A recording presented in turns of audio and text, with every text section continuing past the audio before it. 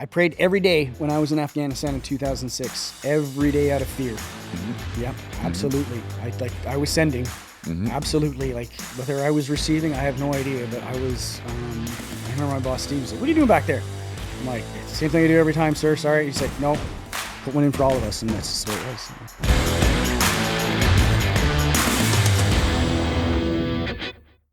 Well, welcome back to Forged. I am here with Chris Golding. Chris is an amazing guy. We met, I don't know how many years ago now, 5 years ago. 4 or 5 years ago, yeah. Started coming to church.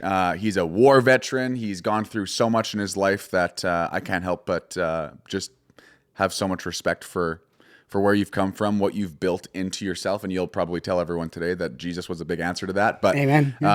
Yeah, I'm excited. He's a guy who was in Afghanistan. He was doing crazy tours, a crazy childhood, crazy everything, and so I'm looking forward to having a good conversation. You love hunting, you love shooting, you love all the fun stuff, and so it's an easy conversation today. To Absolutely, be honest. it's all the blue jobs. But like we're mentioning, let's I guess take some of the listeners to young Chris in the beginning. So you were like, where were you raised?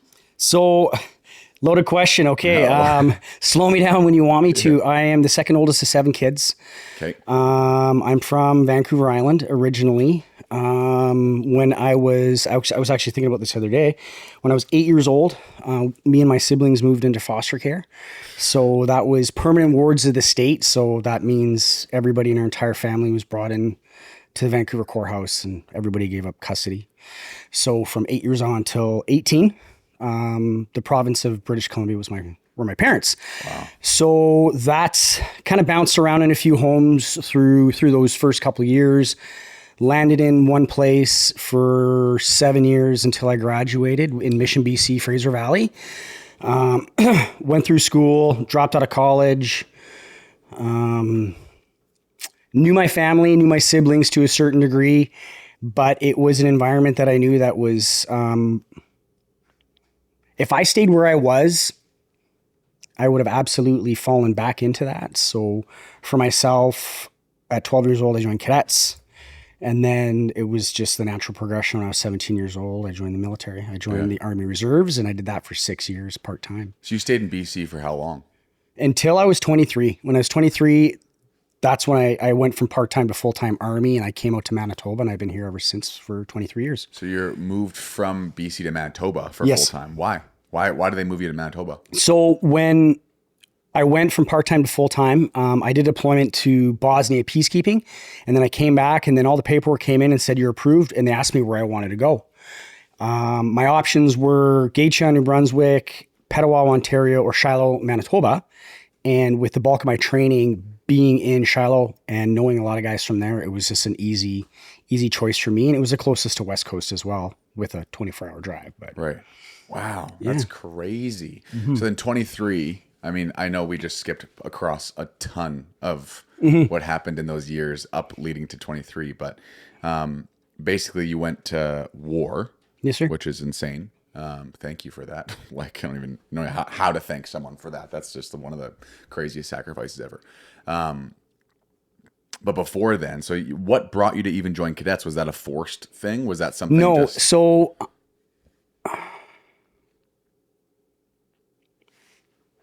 I didn't find Christ until 5 years ago, I think it was. There was seeds throughout that were planted, and I was exposed to Jesus. But I am fortunate to have followed the path that God put in front of me, and he put me on this earth to serve. Mm-hmm. And it just was something I wanted to do. It was military history I was always infatuated with as a child. Through my teens, just, modern military books, modern military history. And it was a driving force. Like, I got kicked out of school in grade 10 on career day because my teacher called home, my homeroom teacher called home to my foster mom and said, we're sending Chris home because he said he wanted to be a warmonger. And she's like, no, he wants to join the military. That's actually what he wants to do. Yeah. So they didn't have a recruitment thing right there. So it was a driving force right from a very young age that I wanted to join the military, and I just didn't want to join the military. I actually wanted to do my job, which was being in combat. So yeah. Wow, that's crazy. So you went to cadets what age? 12? 12 years old till 17. 12 till 17. And then 17, like you said, natural progression. You just Yeah. joined the April military. 27th, just before I turned 18, I joined the Army. That's crazy. So 5 years ago, you met Jesus or decided to follow Jesus, I guess, and believe in him. Was that through Springs or through a friend different? Or So if you do the math, something crazy was going on in the world. Yep. Back that up subsequently because of my time in the military. I was diagnosed with post-traumatic stress disorder, major depressive disorder, and a few other things. So you put that on top of 2019, there was a lot of existential pressure going on around myself. And somehow on 2 occasions, I couldn't tell you like how many weeks apart they were, but they were during that year. God just called out. I was standing in my front room. He's just like, find a church. And I just said to my wife, we should find a church.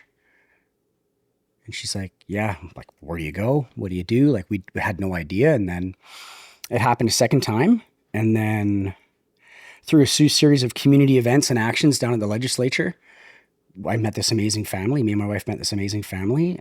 We went for a walk and they invited us to church.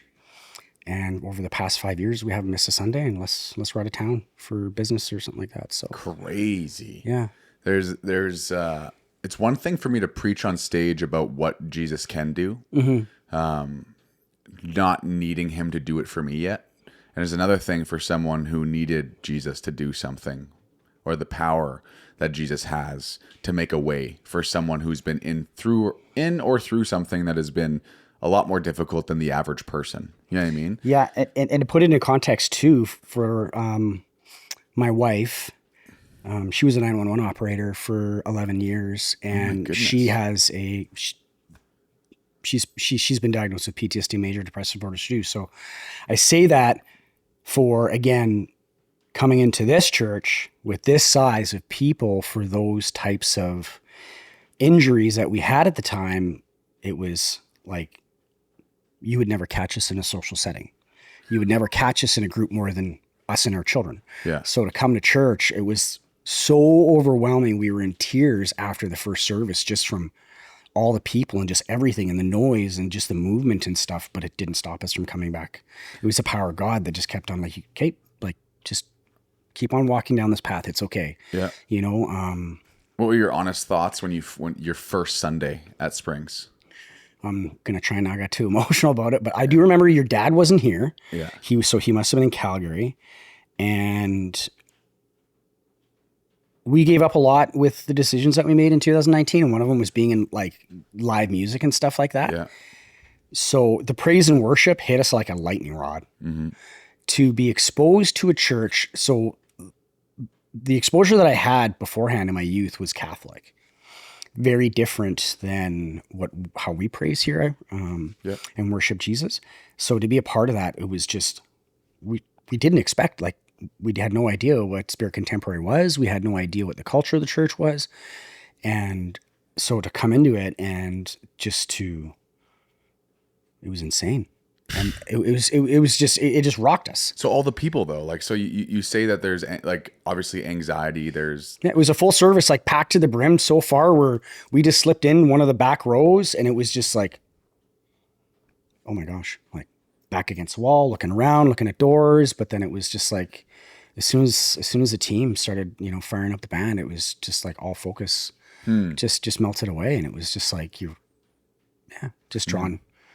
Yeah. It's interesting because you could almost say that there was a decision that you guys made, but like once that happened, because a lot of people they choose not to do something because they know they feel social anxiety, something like that, and they can't get their mind off of social anxiety the moment they're in a setting that would maybe spark some of those feelings. Being around thousands of people, that I would imagine could spark a lot of that. But the fact that you focused on something. But you didn't choose to focus. You just said you were drawn to it. It was, and it was like, looking back on it now, it's simple, to dissect that.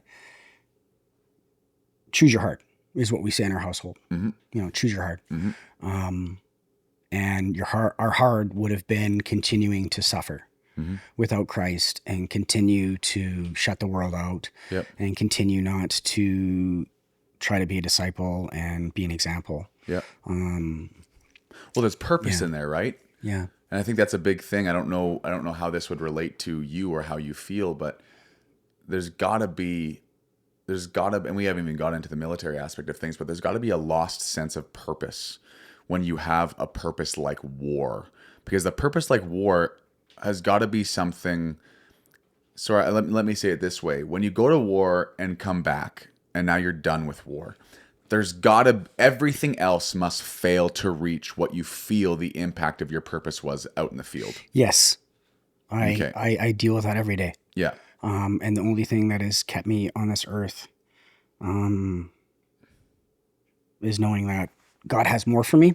Yep. And it wasn't just being dangerous. That's the hardest part, is going from a job profile and having a lost identity. That was part of it too. Mm-hmm. All those falsehoods. And then whether you choose to end your career or it's taken away from you because of an injury at such a young age, I was 38. It was an interesting event, that's for sure. Yeah. I look back at it now, and not having Christ and being rooted in Christ is exactly why I spiraled for 8 years or for so long. But it wasn't just kicking doors in and calling bombs and, all that fun stuff that I did in the army that God put me here. It was just to serve. That was just the path that earthly Chris interpreted that. We have guys that serve, men and women that serve many different ways in their communities. It's, whether it's wearing a uniform or not. And that's now that I found Christ and I've been able to find my calling again, and it is serving. So now it's helping veterans. It's me and my wife trying to help first responders as well, and doing those kinds of things and being active in the community. So it's serving. I think you mentioned that to me a little while ago. You said you talked about PTSD, and we were talking about some other people in our church and in our circles that deal with PTSD. But a lot of people can feel like their PTSD means nothing compared to someone who's gone to war. But you made a very, very, very strong line in the sand there of saying, no, like regardless of what brings it to you, you can get it from a lot of different areas. And whether you've gone to war, or whether it's first responder, or whether it's just something happened at a big gathering one time and you can't get over that, whatever it might be, right? Well, that's such a toxic hole to fall into. And that's what kept me away from the veteran community for such a long time, is because of judgment. I didn't want to be judging another veteran on what they went through. Somebody might have post-traumatic stress disorder from being on Kandahar Airfield and suspecting maybe I might get rocket attacked. Well, my experience was very different. I was IED'd successfully 3 times, twice in one day, between 2 deployments to Afghanistan, gunfights, all kinds of wild stuff. But that was just my experience. It's like everything's relative to everybody's experience, and everybody's resilience is different.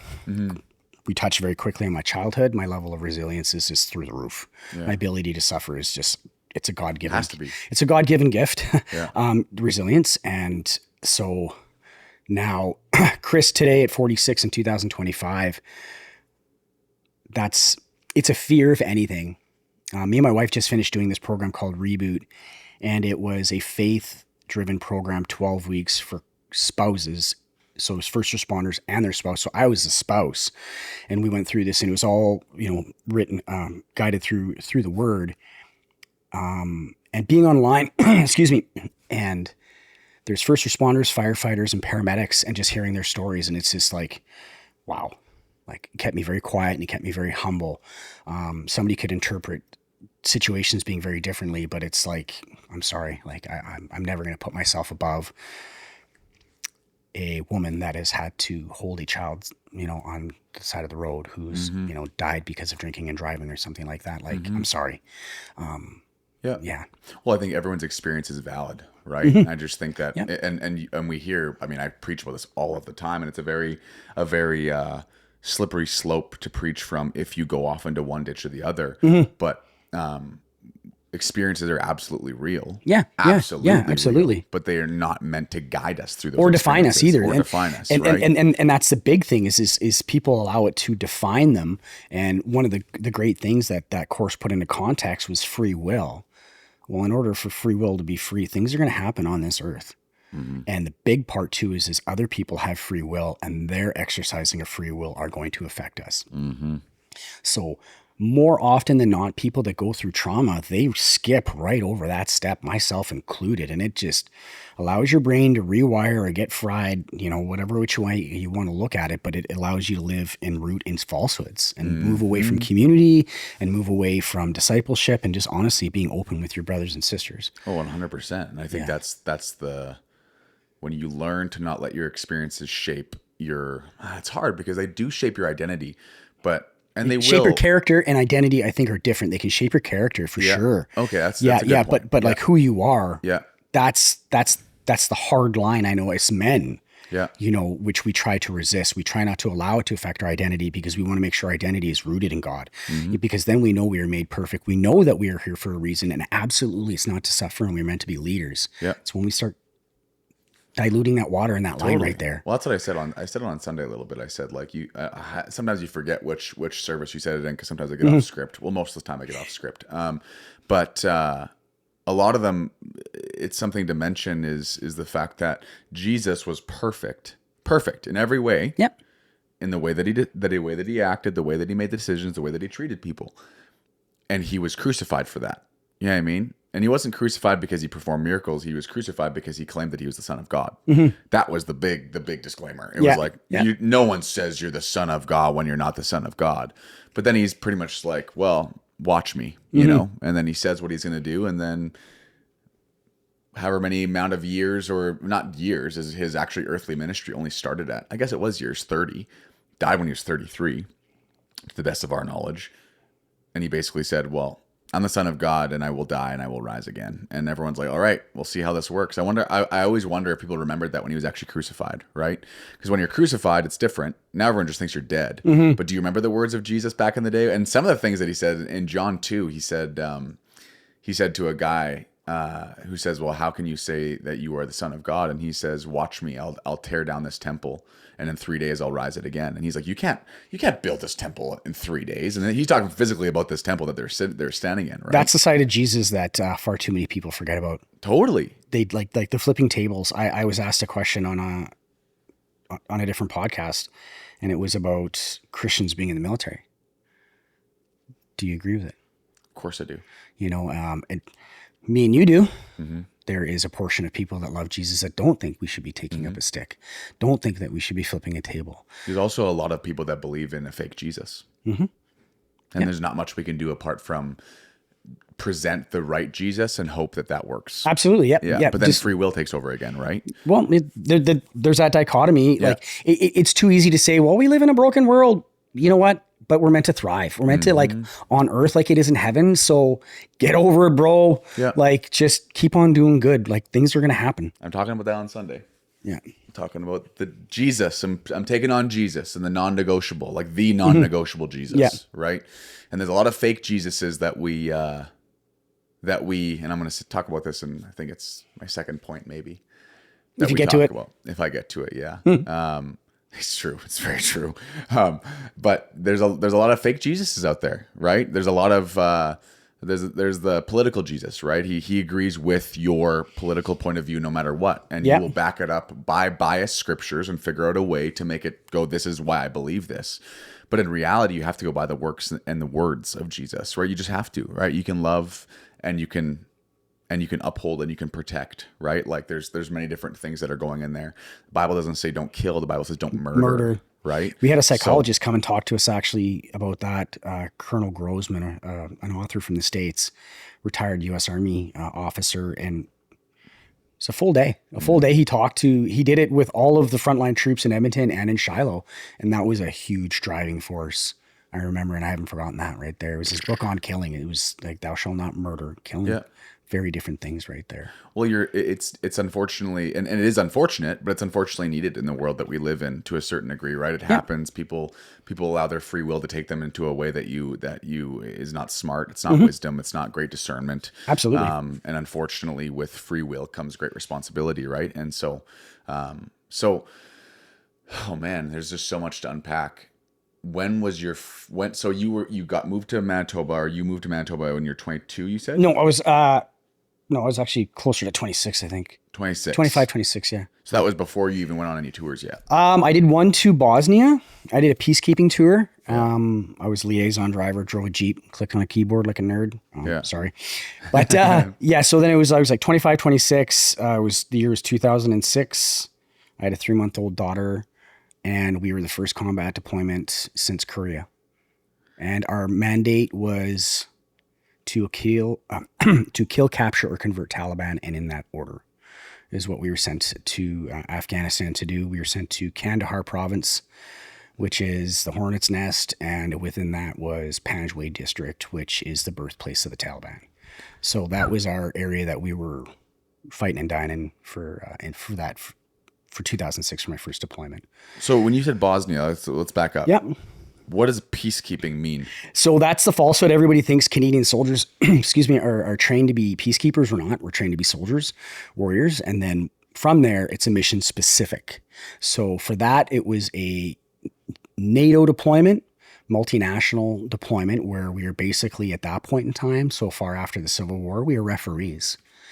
Checking in with the police, making sure the police are doing police stuff, making sure the military is doing military stuff, making sure everybody's sticking to, all the new international laws and stuff like that. I think it was like after my deployment, they pulled out all of the infantry and all of the like combat troops and stuff like that, guys with rifles, and it was all like no weapons. I think actually it was that relaxed after the fact by the time we were there. So what does it feel to go on your first deployment and be a peacekeeper on a keyboard? Like that's gotta be... It sucked hard. Yeah. It sucked so bad because even before that, I had to like thumb my way onto deployment because the scale back was already happening.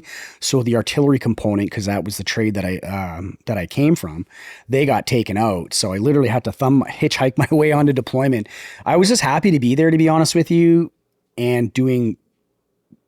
Afghanistan was just kind of firing up a little bit here and there in 2003, but nothing was quite going on. So it was like what we did in the Canadian military. So being there was excellent, but it was very mundane. Mm-hmm. Like go to the gym, eat your 3 meals, play some video games, go to bed, rinse, repeat, and go drive a Jeep, click on a keyboard, and very purposeless deployment at that point in time. So. And how long did that one last? That was 5 months. I came back a little bit early because I had a family member get sick. Yeah. So, and it was over the winter too. So it was interesting being in another province or different part of the world that like was wet and had white stuff too. Yeah. So. Yeah, no kidding. Yeah. Eh? Yeah. So you came back in what year was that? I came back in 2003. 2003.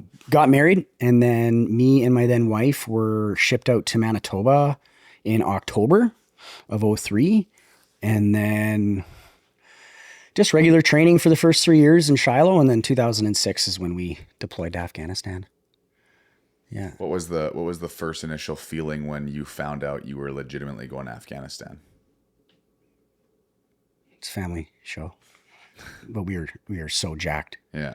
We were so jacked. Yeah. Like I joined the Army in 97. Yeah. And it took like how many years to finally go do our job? Well, and the Army does that, right? They really instill in you this probably patriotic, like, let's go do what we got to do in order to keep our land safe kind of thing, right? And two, like, so culture wise, a lot of the people in the military that were a lot of Cold War, I guess you could say, older than us by at least 20 years. So their mindset was very different about running into that. And then like I was putting my uniform on 9/11. I was putting my combats on. I was watching it all go down on the TV, and I remember just wanting to take scalps. There's just no other way to say it right there. Mm-hmm. And that's how we all felt. And especially with the threat towards, on the culture side, the persecution of Christians that was happening right there. Mm-hmm. It just, there's no hesitation. Mm-hmm. That's for sure. So then you get out to Afghanistan. And how long? So I feel like there's like, for someone like me who's very naive when it comes to what happens out there, I think and maybe other people are like me, but there's an understanding that it's like how much is actually just sitting around and how much is actually like you're going out and doing what you need to do. Because you see, and to be honest, and it's a little bit like ignorant of me to say it like this, but our kind of basis of war is movies. Yeah. And some of them will be wrong. Some of them will be produced for Hollywood for a reason. They pick certain stories that are really great movies that I've enjoyed have been, criticized for actually reality, what's been told, but it's not too far off. So that deployment was a little bit different. So we took over from the Americans when we came in, our task force. And by take over, you mean you're at a real base, state. they're going over. So they're we are coming back. taking over a piece of land Yeah. the size of New Brunswick that Canada henceforth going forward will now be responsible for managing. Right. So there's a handover period. So there was a handover period of about 3 weeks to a month. I was part of a command element. I was driving the major around. So I had a little bit more privy to higher level operations and kind of what was going on and stuff. So we had 3 weeks of that handover from our American counterparts. And then since this was the first deployment for Canada, like there was no strong points, there was no forward operating base, a FOB or a strong point. It was just Kandahar Airfield. And it was like a massive city. Like every country had their own piece of the pie and lived, maintained vehicles, ate there, trained there, flew in and out of there, helicopters, jets, like everything was out of there. And then from 2006 going on, that's when we started like projecting out and then living and breathing in the environment. So to put into contrast, my first deployment, we were like gypsies living out of a truck. I think we put like 30,000 kilometers between our two trucks because one got blown up. That was our first deployment in 6 months. And then my second deployment, I was living in strong points. I didn't drive in vehicles. I walked everywhere because of the IED threat. And I was living with Afghans, only Afghans. I really didn't see any Canadians actually at all the entire time. So it was like very night and day between the two experiences because of the evolution of warfare. Crazy. Yeah. So, man. So then your first deployment is so you said you're occupying and defending and inhabiting a land the size of New Brunswick. Yeah. Now, is that so a part of all the missions that you get from there on in, is that to do with taking more ground? Is that to do with just going out, coming back and then maintaining that again? Like so that was a very cat and mouse game. So even within that, so with Canada, when we went there, we were the only country there with light armored vehicles. And that was a good thing and a bad thing. It was good for us in the beginning because they didn't know how to deal with it. Bigger bomb, bigger truck. We didn't get there that quick with that cat and mouse game, but we had the bigger truck with the bigger hardware. Yeah. So we were literally driving into other provinces to like, there was a special forces FOB base that was getting overrun. We had to drive like 700-800 kilometers up there to go help them out and stuff like that. So we were all over the place. Wow. So we were having to project out. Afghanistan already owns everything inside of there, but then you have the terrorists and everybody that's running around and just trying to shake everybody down for in their own agenda. And on top of that, 90% of the world's illegal opium production comes from Afghanistan. So whether they have a fundamentalist ideology, they have like a monetary reason for fighting. So that deployment was, we pushed out and occupied, one company occupied a treatment facility in the city. Another group occupied a schoolhouse and a field. So it was just like taking over schoolhouse here on different, just like risks, start blocking it up. And then each area start pushing out smaller groups as you can. So you have the company, which is 130 dudes. And then you have 3 platoons in there, which is 30 dudes each. Everybody else's support. So those platoons will then project out and occupy platoon houses. Crazy. Well, the crazy part is you put 30 dudes in a platoon, you have to have people sleeping, people eating, people defending, and then people projecting. So quite literally, if you're not eating, you're not fighting, you're not burning the poop, quite literally, or you're not fixing things. That deployment was, Afghanistan was great because we didn't have anybody to do anything for us. So we were like having to do our own construction, having to do our own wiring, having to like fix our own internet. So you were always busy. And made, in that sense, the 7 months just fly by. Oh, no kidding. That's crazy. So when was the first time that you guys like saw, like, I guess you saw action for the first time? Like, oh my goodness, it's now real. We're not only just in Afghanistan. I came off leave.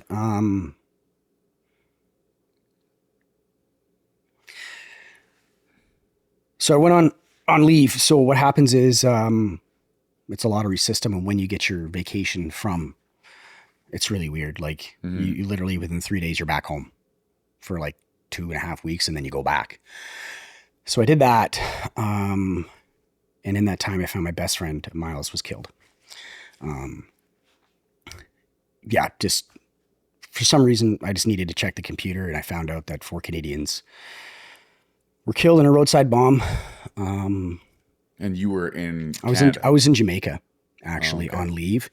So I wasn't able to get from Jamaica back to Canada for his funeral. Luckily, one of our friends was there on leave and he was able to tend to his funeral on our behalf. So I was stuck there. And then I went back to Afghanistan. I was a changed man at that point in time. And yeah, first time it was, we were in the middle of the desert overlooking this fuel truck because there's no security element.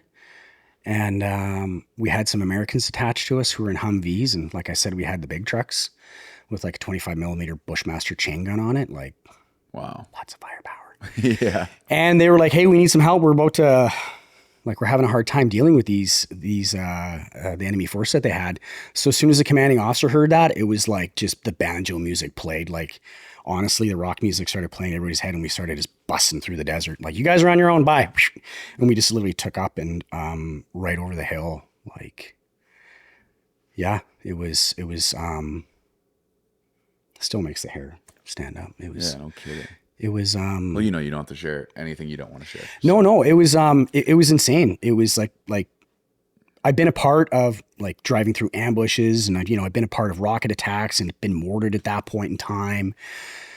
But to actually have your hand on, it was a bell-fed machine gun in the back of the lav. You roll over the hill and you see Americans lighting up compounds, an A-10 bringing in gun runs like less than 100 meters away from you. What's an A-10? Aircraft. Okay. It's a tank killer. Yeah, it's literally designed to fly. Build us a gun that'll make kill tanks and then make it fly. It was basically the evolution of that plane. So yeah, we rolled up there and it got really close, really involved. Our actually cannon got jammed and I'm having to climb in and around this vehicle while getting shot at, like, because they knew exactly what I was doing. And yeah, it was. I ticked a lot of boxes that day, you could say, for experience wise. And it was wild. And then I remember the night before talking to my buddy from my Bosnia tour. And at that point in time, we're like, man, if I don't kill anybody on this tour, it's like, whatever. It's like, I'm just so sick of this. I just want to go home. And then that day happened. And it was just like, dude, how'd it go? Yeah. Yeah. What changed from when you left Canada? You said you guys were jacked to go. What did any feelings change once you actually saw war and fought in it in the moment? Like your first tour would have made a lot of the feelings either become maybe even more so jacked, or all of a sudden, whoa, this is a little bit more intense than I anticipated. Careful what you ask for. Mm-hmm. God gave me an amazing creative imagination, and like I said, jump back to childhood, but like that's all it was daydreaming, watching those Vietnam movies and like seeing the guys in the helicopters and being like, man, I was born a generation too late. Careful what you ask for, Chris. Like, wow. So well, and they like you said, they kind of like Hollywoodize it, right? And it makes it look like something you really want to be a part of, when in reality, yes, the I guess the thought behind it and the impact and the change and the fighting and the protection, like all those things are absolutely amazing and it's needed, but it ain't for everybody. It isn't. And it's honestly, you should do 3 years and get out, in my opinion. With the fact that I did 21 years. No. But so a few things. So to answer that question, what was it like before, after the fact? I'm just saying, did it put wind in your sail or did it make your sails completely drop? Well, it did both. It did both, because that tour, you find out the loudest guy in the room before the hockey game is the most worthless player when it comes to crunch time. And that's what that tour taught. And then it put like wind in this. It wasn't wind in the sail. It was rage. Like, I won't lie to you, it was a bloodlust at that point in time after my first deployment. And then even going forward, that was the reason I went back a second time to Afghanistan, was because I lost more friends. I had friends of mine that made it home but got hurt when I wasn't there. And I just took that personal, the fact that I felt restricted in my first deployment to Afghanistan, like I couldn't do enough. There were a few opportunities where I asked to go help guys out after one of our bosses got killed. Yeah, so I carried that weight, and that was my driving force to go back and actually, that's where I'm honest about it. It made me reckless. I did 7 courses in 3 years, which is a lot in that time frame. I got extremely specialized. What's a course? So it's like I go to school. Oh, okay, so it's basically that. Okay. Yeah, so I came back in 2006, and then I did my junior leadership course. So that was my Section 2 IC. And then I did my airborne course to jump out of planes. And then I did my recon course, which is 3 months in the mountains with 250-pound packs. That was company with mountain operations. So that's like observation from like 2 kilometers away with like night vision, raids, ambush tactics, patrolling, advanced infantry navigation, like hard field stuff. So I started going down that pipeline. And then so that my 3 years, actually, when I was home, I was just head down the entire time. And then I did my sergeant's course, and then I did my JTAC course, which was extremely difficult. $1.2 million per student at the time when I did it, with an upwards of 70% failure rate. Oh my goodness. And I'm not to speak ill over myself or falsehoods, but I'll put it into context. I was a college dropout with many learning disabilities, nearly failed out of high school. Fast forward to this course, I was 30 years old, and my peers on my course are Top Gun pilots.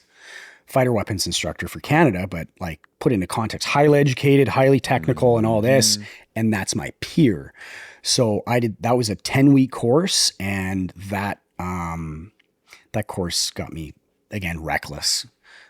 It allowed me to put myself into positions that I probably should not have done, and risks I should not have taken and stuff like that, because Crazy. It was nuts. That is nuts. That is absolutely insane.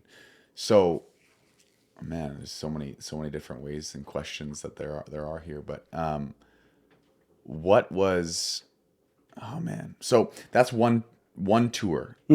Was that, how long's a tour? It's 7 months. So 7 months. So Yeah. you said the first thing was that gas truck. That was the first time you experienced war in the way of like actually shooting. Yeah.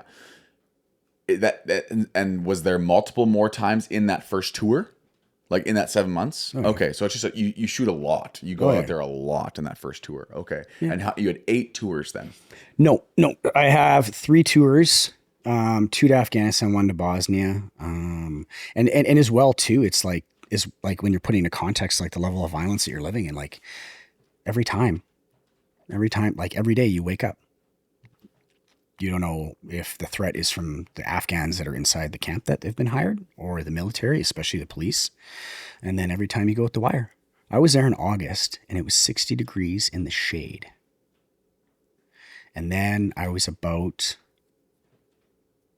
170 pounds naked, but with gear, I was probably upwards of 250. That's without a radio. And I had to carry 3 sometimes on my second tour. And a satellite antenna, all kinds of wild crap too. Like it was just, yeah.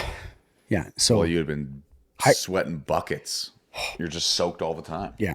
Like that's crazy. Mm-hmm. So you have 2 tours of actual guns, essentially, is what you're saying. 7 months of just basically do what you got to do. And I think that's the hard part with anyone listening is the fact that it's like, we don't know what it's like to be out there, and we don't know what mindset you get in, and the things that you even say of what you felt, and like you said, bloodlust and different things like that.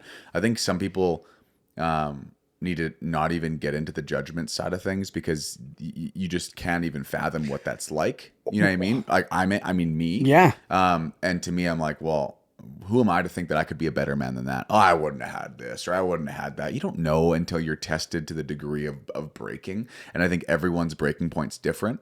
Some people can bend quite a bit, and some people just break, and there's a lot to do with that. Yeah. But at the end of the day, there was, so that tour, and then you had so then how long, so you, after 7 months, and there's for perspective for people listening, if that was one gunfight, the fuel truck one, right? How many, if that was considered a gunfight, how many gunfights in 7 months? I can't count. Can't count. So every day, every other day. Well, we put on 30,000 kilometers, Okay. 20 to 30,000 kilometers on our truck in 7 months, and we're rolling through an ambush. You know, I'm not saying it's in the hundreds, but like it's in the tens for sure from that deployment. Absolutely. And then, is most of it surprise, or are you guys pretty prepared? Well, the thing is in 2006, they didn't know who we were. They didn't know what we could do. I remember this one story. We were going out to do an ambush, and one of the labs got stuck. So then it's like, you're literally doing tow trucks because every vehicle has a winch, you know. So we all know how to do this. So we're literally like rifle in hand and having to do all this stuff. And the next thing you know, the radios start chirping up. Well, the enemy caught wind of where we were going, and they came around and tried to flank us. So we're in the carriers, and next thing you know, ding, ding, ding, ding, you know, like snap, snap. And it was hilarious because we're looking through the night vision goggles and they're doing modern techniques, the exact same stuff that we're doing. Like suppressing fire with machine guns, fire and movement. And then, you know, and then it got to the point where we realized they didn't know the capability we had. They didn't know that we could see to the degree that we own the night. We did. And then what happened would happen, and then we went home. So what's scary when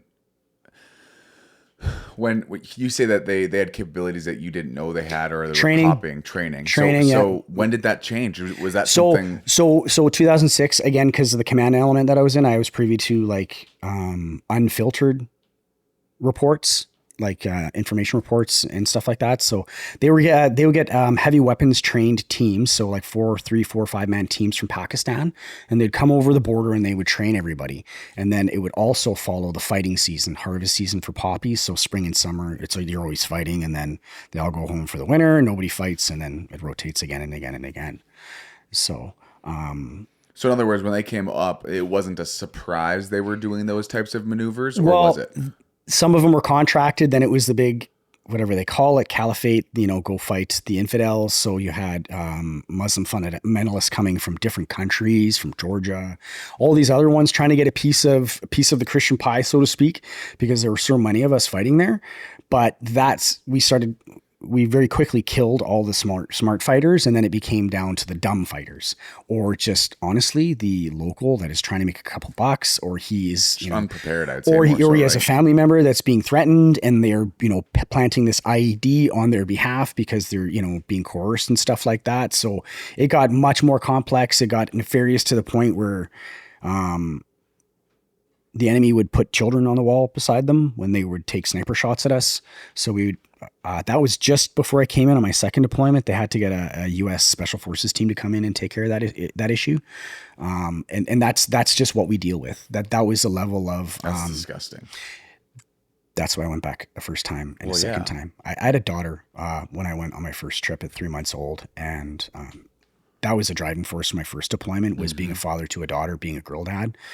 And just like I can't not do something about what's happening. The level of evil that is involved when you put someone as vulnerable as a child on the wall beside to take the shot for you, essentially.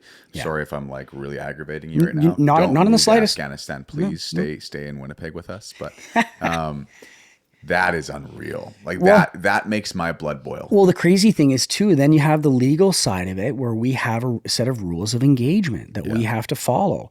So that fight, we literally had one arm tied behind our back. Like there's still laws of war. We literally had an operation kickoff on this particular date that I'm not going to mention, where it was a brand new set. So when we went there in 2006, we were underneath American rules of engagement. So it was like Cowboy City. Then the day before this engagement, they switched over to the NATO rules of engagement. And we literally had we had Canadian officers have the gall to come on the radio and say, stop the artillery fire, send in infantry to confirm enemy locations. They said send in infantry as bait. So basically it's like, it almost dwindles it down to like shoot when shot at, almost, or if not worse than that. It's a building with a round roof. It's not a mosque. It's not a school. It's a jagged shaped building. It's knowing what to say on the radio at that point in time. And that's the game that you have to play, because if you don't, quite literally, you will die. So, Jeez, man. yeah. I know, and that's where the politics kick in, I think, becomes more of the problem, it seems like, than a lot of these things. And I understand the need for it, I guess. Like there's a place for it, but not to that degree. It doesn't it's insane. And now fast forward, I go back on my next deployment, and now I'm a JTAC. So what's a JTAC? A joint terminal attack controller. I call in airstrikes. Anything above the antennas, I controlled it. So field artillery, mortars, jets, bombers, attack helicopters. So when you're in a vehicle, you said you put 30,000 kilometers on. You're with 4 guys? Yeah, there's Terry Diggs. He was our driver. There was me, and then there was JD, and then there's the major, and then the sergeant major. So there's 5 of us in the truck. Okay, and that's like your team the entire time you're there for 7 months. Yep. And then most of the time you're driving with other guys that are also in that, or are you kind of doing? There'll be different trucks. So that deployment, we were in a headquarters element, so we were always like it, and he was literally like the Lone Ranger, so he wanted to be everywhere. If there was hot action, he wanted to be there. So 5 doesn't sound like a lot of guys. No. So there was our truck, there was the CO's truck, there was so there's about 4 trucks. Okay. Four trucks was the minimum amount that we would go out, but like we couldn't do too many, couldn't do too little. So 20 guys ish, and you guys kind of traveled together everywhere. Yeah. Dude, that's nothing. My second deployment, 4 Canadians. Go on foot patrol through the green belt in fighting season. What's the green belt? The river. Green belt would be the description of the trees and the foliage, because you're in the desert, you only get so much greenery. So the green belt would be located along the river. There would be like 15 to 30 Afghan partnered forces, army guys, and there'd be 4 Canadians. We couldn't bring any more because it was just too much of a threat. We were losing guys to stepping on IEDs and anti-personnel mines. So we couldn't bring any more Canadians. So that whole entire deployment, I was with 8 Canadians, 8 at the most, 7 usually, living in a school field with 100 Afghan army guys and no front gate. I literally slept with a pistol under my pillow and a grenade. I was the first guy at the door in the C-can, and I had the grenade because I was the guy that was going to go. And the guy at the back, he had the machine gun. When you have Afghanistan guys, though, so you're going out there, and whose job is it to train them? We are. Okay, so this is just all assumptions now, but assuming you have to train them, obviously shows that they are not as experienced and not as skilled as you guys yet. Which also means that if you have 4 Canadians and you said 20 other Afghanistan minimum, sometimes 100. Walking with you, how much anxiety do you have knowing that you're essentially pulling along 20 guys that don't think like you? So we would have an interpreter. Depending who we would have like 2 stick to my mind. They're really awesome. Teacher, old guy. He fought the Russians, so he knew everything. Quite literally, the Taliban were using the same ambush points. The other guy was Johnny. Not his name, but really young dude. And they were awesome, like awesome interpreters. They knew the area very well, and they were our indicators of when things were going to happen. But as far as the fight, it was like, if you were wearing a Canadian uniform, you were the guy that you could rely on. You always made sure you were within arm's distance of another Canadian, and it's just like, that was it. Yeah. Like the third time I got blown up was on that tour, my second tour. And that's what happened. There was 4 of us. We were walking up a road, and we had the Afghan minesweepers that missed it. And then us 4, and then it was our trucks. And as soon as stuff went live, it was me and Patty. Wherever Patty was running, I was there. It just didn't matter what he was doing or what my job. I shouldn't have been near him, but it was like, you have to make it work. Like, you got to be next to your fire team partner in that kind of situation, because there's been instances where, they've gotten as close to me and you. So, yeah. So when you say blown up, what do you mean? So it was. You say it so casually, it's insane. So, okay. So I'll go through all 3. So the first time, that video that I sent you, it's actually in there. The picture of the truck that's like kind of blown up. No, it's in front of the lav, and you can see it on the gravel on the road. It's near the beginning. So it was an anti-personnel mine that the tire went over, and it rigged an anti-tank mine that went underneath Terry's seat. So that was that one. And then The second one that day was when we were driving back through Kandahar City to try to get back to the airfield. And I'm literally sitting in the back of this truck because ours. You said this is the second one already? Yeah, this is the second. We didn't get through the first one. I just said it. The first one. But you didn't say anything. What happened when the freaking bomb went off, man? Like, you're just like, oh, okay. Oh, yeah, it just blew up. And okay. kept Well, going. I was in the back of the second truck. like, I was in the back of the truck. I was manning a C9, so it was a belt-fed 5.56 cruiser weapon. In family-friendly terms, obviously. Belt-fed machine gun. Yeah, that's good. No, So, you're fine there. I yeah, just so- want to wherever we're going. I don't know. So where no, we're going, yeah, so. So it's you're in the desert, so it's like literally poof, like flour, smoke. You get browned out. Is the terminology because it's moon dust like everywhere. And my weapon failed. So I threw it down. I picked up my rifle, and my rifle jammed a couple times, and worked through that while this was all going off. Like boom, go down in the hatch, and you just come up. And at the time, our SOP, standard operating procedure, was engage any possible firing or trigger position. So it was just light everything up. And I just remember seeing figures kind of running through and just sending rounds down range. This is after the bomb already went off. Yep. So if a bomb goes off, you're typically kind of like, we're within range of probably some people right now that are going to start shooting. It will be. It'll be followed by a complex ambush, fire, and stuff like that. So I jumped on the radio, and the scariest thing you'll ever say or hear is contact IED, wait out. So Wait out. means wait. Yeah. Out means everybody shuts up on the radio and you don't say a thing. You wait for that person to come back. Our call sign was Orion Golf 19er. So it was So no one can say anything, but why? because contact, it means a gunfight. IED, improvised explosive device. Yeah. Wait out is it's a prefix word that's used that everybody understands is actually an order.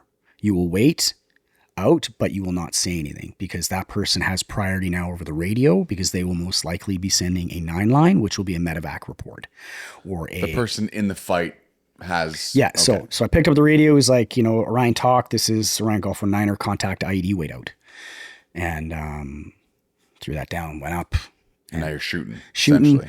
Yeah, dust calms down, and then Now, are you So in that moment, are you waiting for backup, or is it just nope? You're just going. So they're not going like Just- the movies where no. it's like you have 3 helicopters on the way, and then all of a sudden just gunfire No. comes in, takes all the guys out, and you move out. No, you just react. Yeah. Okay. So then figured out right away our vehicle was dead. We had no power.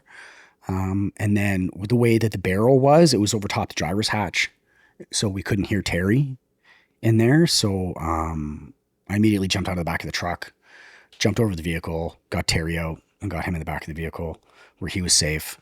And then we eventually hooked up cables, drugged the vehicle into a safe location. All while getting shot at. No. They fired a few shots at us and then took Did your off. thing. Oh, they took off. Okay. Yeah, Okay. did their thing. And I now looking back at it, it was most likely a test, like a vulnerability test on equipment. It was an equipment test for them to kind of see like what works. What breaks what? Yep, and that was exactly what happened on the third time for me. Was we actually heard them on the radio to the point where they were driving around on a motorcycle to me and you because we were tracking them for hours after that, and then we just handed them over to the army, the Afghan army guys because we couldn't do anything. But yeah, So that was the first one. Second one then. So it was at night.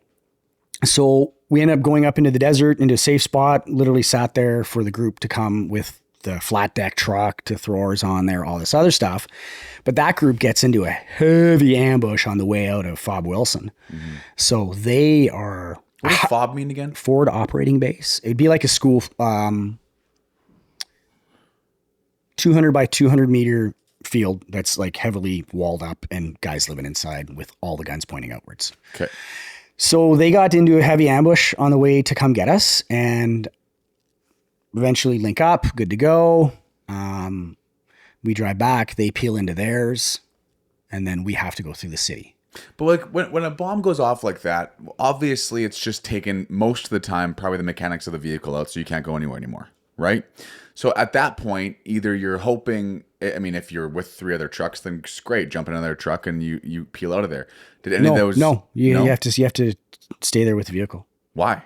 Oh, because you don't want to give the vehicle up to them?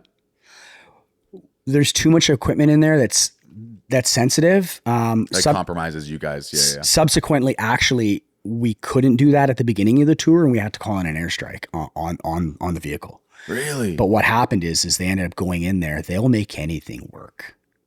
Like, check out Khyber Pass gun making on YouTube, and it'd be insane what you see them make. Yeah. We actually had subsequently that same deployment. JTF had to go in there and extricate the Bushmaster chain gun because they got it and they were trying to make it work against us. Yeah, so there is no the French on one deployment did that. They left a vehicle. They actually pulled it into a field and they bullet tested it. Like all the seams, like where everything was joining up. All the radios were gone. Crypto was gone. All the weapons were gone. Bullets were gone. Medical equipment was gone. Personal family information, letters with addresses. So yeah, you don't leave anything behind. Oh my goodness. So yeah. Okay, so keep going. Nighttime. Yeah. So the group that bailed us out, they pull into their fob, which is outside of the city, and then we're going to drive up and through the city and go back to Kandahar Airfield. And I'm sitting in the back of the vehicle. This one's got a lot of windows. I look back and I see a cab come over my right shoulder and dart into the Jeep behind us where the snipers were, and goes off. And then same thing, contact ID way out. But this time, vehicle stop, and now we're right on the edge of the city, right during prayer. Like all the speakers are kicking off for call to prayer and stuff like that. So like that will mess with your head. Mm-hmm. Like absolutely. So, and then civilians don't care what's going on. You know, they're just trying to get here or there, but you don't know if they're a threat. So like, you know. Yeah, because obviously at some point when you put kids on a wall, like you said, yeah, it's like everything's a threat. Like the level of hyper vigilance that you have to live through, it rewires. Well, everything's an option for evil too, right? Like there's like when you put kids on a wall for the snipers, at that point there's nothing they wouldn't. I could do. turn a water bottle into a remote detonating device. Yeah, exactly. Like, and that's the crazy part. But I guess what I'm more saying is that when you're against an enemy like that, it's scary because there's nothing they won't do to win. And we no matter we have how those evil rules. it is. We have those rules. We are subject to the Canadian code, criminal code while we're overseas, and we are subject to the code of service discipline, the military law, and we are subject to the local law as well. So, well, I feel like I don't know. I feel like if you're a good person, and this could be my ignorance and naive side of me speaking, obviously, but if you're a good person, you have like a moral code too. Like, I don't know. Like, I just feel like you'll make the right decision. You will. Like, I just think, I mean, strip it back so much to even being in your competitive nature of wanting to win a game, right? As like in a sports, it's like, I can't live with myself if I won and I know I cheated. Or I know I did something I shouldn't have done. Yeah. You know what I mean? Yeah. And I know not everyone's like that, of course. But when you deal with an enemy or an opponent like you did in there, where they don't care. They will do anything. And I've heard many other podcasts of military podcasts, Navy SEAL podcast, JTF2 podcasts. And I mean, we're not even going to get into that crazy stuff because they mention things that are disgusting. And you're like, okay, well, no wonder these guys get back here and go, just send me back because this is just evil. Evil. Yeah. I go on a plane today. Yeah. I go on a one-way trip. I would tie you to your truck, but that's yeah, okay. yeah. I love my wife and my daughter, so I respect that. But yeah, what the Canadian government did to the Afghan people doesn't sit well with a lot of us. So no kidding, and I think that so you have that second, so so a different truck. It wasn't your truck that got the IED that time. No, so this is where it gets even crazier too. So, but what did happen is, so we were here, then there's the snipers. The bomb comes in behind us. This is where you don't what if things. Where the truck was in front of us should have been ours. And where the guy that was in that truck, he took a piece of shrapnel through his forearm, Greg Whitey, good buddy of mine. He went home. He survived, but he went home. So that should have been me right there that lost my left wing. And this is where it gets even wilder too. So we didn't have time. We were such a small group of vehicles. We were able to get a tow truck, armored tow truck, in. The CO, man, he had a set. He grabbed the sniper that was hit in the turret behind us, and he put him in his truck, and he solo freewheeled through Kandahar city to a friendly area to get those two guys on a medical bird. We took up position as front vehicle, and then there was a tow truck, man, with a Mercedes up-armored G-Wagon, and you had two dudes holding the doors open with their rifles, and the truck is still smoking. It was like 8 minutes, done. Back up, going.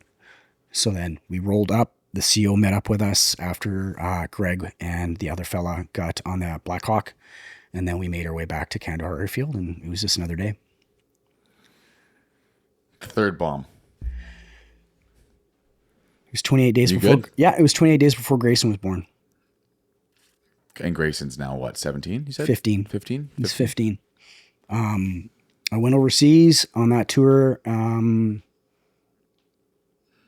checked out, ready to go if I didn't make it home. Just like every other deployment, all my wills were written. All my letters are written.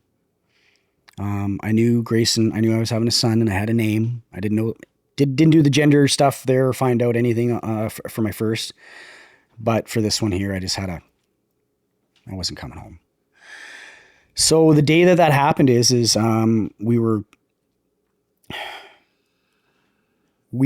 not making this up. We were ordered to go get haircuts. Yep. The commanding officer went on leave, so the guy in charge gets to have his turn to be the big boss and make all the big decisions, while all the hoodlums that are out in the desert that are looking unratty needed to go get haircuts. So we were ordered to go get haircuts on a resupply run. So where do you go for that? We literally go through IED country, and we go into the city to our company headquarters, where they will fly in a barber to shave our heads. Because we're not going to cut our own hairs, because we don't care for that. And for one, the military actually had rules that you couldn't cut your own hair in those situations because of hygienics, and you could cut yourself, causing an unnecessary infection, and that's just a risk that you should not take. Right. Your job is to be on mission. The risk going through an IED field to a barber in some city is a much better and easier risk than to get in a pair of clippers. The CO, after everything went off, he's like, "Why are these guys there?" And it's like, "Well, sir, you ordered them." Oh, yeah. So we didn't like him. No After kidding. that, so we were going on this resupply run. So it was in the morning. You know, the sun was up because the Afghans don't operate at night. They don't have any like night capability and stuff like that, like we did. So we had two Afghans in the front, the minesweeper and his guy. And then this is where I was kind of getting into the reckless. Like I was reckless. I was such a high level asset for this group because of my training, because of like calling in jets. I had a bounty on my head. I had about anywhere from $70,000 to $250,000 bounty on my head because of my job. It wasn't because I was Chris Golding. It was because I was a JTAC. And they would know this because of the antennas on our back and stuff like that.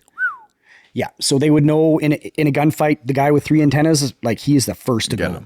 Because within 27 minutes, bombs will be falling from 30,000 feet and you will all die. Mm-hmm. So my recklessness put me in the front.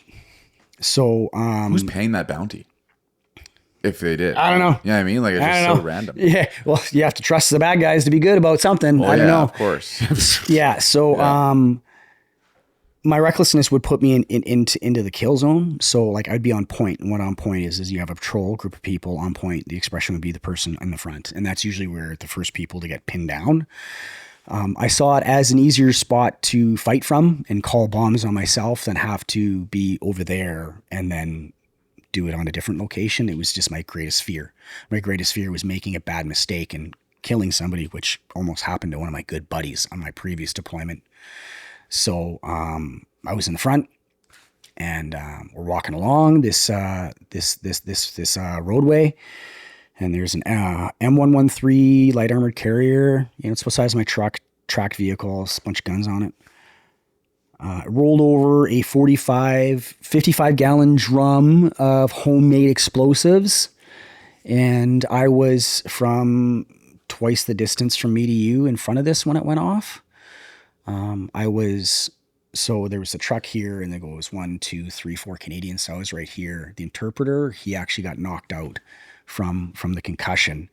I was deaf for about 4 days after that, give or take. After that incident, didn't go back for anything, just kind of like worked through it, kept on working and stuff. So yeah, the explosion goes off and then the brownout happens and then just the gunfight starts. You start shooting at everything.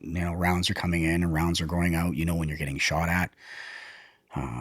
There's this one vivid part I remember because my buddy Jimmy, I'm sorry, I used to smoke. Gave me a cigarette and I had a dart in my mouth when this all went down because I literally just looked back and saw Jimmy. And then the next time I saw him, because he was driving, he hit his head and he's just got just bright red blood coming down his face right there. And we were pinned in an area where we couldn't get our big truck pulled out. And now we know that they were set up 300 meters east of us in a tree watching this all go down because they wanted to specifically hit the vehicle as a test of capability to see how big the bomb needed to be to take it out. So I get on the radio when this all happens because my job, my call sign was Slayer. So Slayer Talk, this is Slayer. I get on there, start asking for assets, start asking for attack helicopters or fixed wing aviation or something. Sorry, it's a maintenance day. Everything's being fixed today. So, okay, guess we're fighting our way out of this. And then next thing I see some helicopters flying around. And so I would save all the frequencies. I flick over to their net and I'm like, hey guys. And it was actually their commanding officer. And he's like, what? And like U.S. Army, real cowboy guy. He's like, heck yeah, rolls in there and he's flying around. And I'm trying to find a target for him to hit. But so we found out where they were. And the way the rules worked is if they had a radio in their hand and they were watching us with binoculars, we could hit them. So the helicopter actually saw, he's like, Slayer, I confirm, this is Seamus. Yeah, eyes on you, blah, blah, blah, Motorola radio. But our major said no. For whatever reason. So subsequently, that helicopter stayed in the area protecting us as we were pulling the vehicle out. We had to get the Americans with big trucks to literally drag us out. We found the helicopter kept on watching these guys. And they got on their motorcycle and we could see that they were starting now to try to come in for that visual post-blast analysis of what happened. And I'm on the radio talking to the aircraft. I'm on the radio talking to my captain. We're talking to the major on the other radio. We're like, come on, man. Like, why can't we do something? So we did the easiest thing. He just walked me over and I put my hand on them and he said, this is them. And then we just looked to the Afghan police and we told them who they were. And we just knew that their ending wouldn't be well. Mm-hmm. It was just easier just to kind of take care of the situation that way. So, yeah. Crazy. I went home 28 days later and caught my son. So you made it home for the son. I made it home for Grayson. And then my flight was all messed up. And I had to it was a day off. So I had to scramble back to the airport and I had to leave my wife and my son breastfeeding in tears in the airport because I could not miss this flight and I had to go back. I had to negate my godly duty to be a husband and a father. Yeah, that's... Well, that's the stuff that no one can really understand unless you're in it. That's the level of service and sacrifice that the family takes on that people just can't understand. Like I'm a tough man. I like to share, but there's a lot of stuff I won't share with some people. But my point is like I can handle it. I can take it. But the compound interest, like Jeremy dropped at church one day, the compound interest of trauma on our families, our wives, the mother of our children, our grandchildren, that's a part that really upsets me right there. Mm-hmm. Because that's where that's where we need to take our job back right there. Is just absolutely be looking after our families. Mm-hmm. Yeah. Well, that's what kind of one more, and then I have some other. Yep. I want to go into the God side of things with how that changed all of this. But before we get there, I remember you mentioning, I can't remember if it was at lunch or coffee or church or you name it, but you mentioned you had like a 24-hour gunfight at some point. 16-hour gunfight. 16-hour. Okay. 16 hours. It was straight. Like you're on pinned and off. down, right? It was on like and off. So it was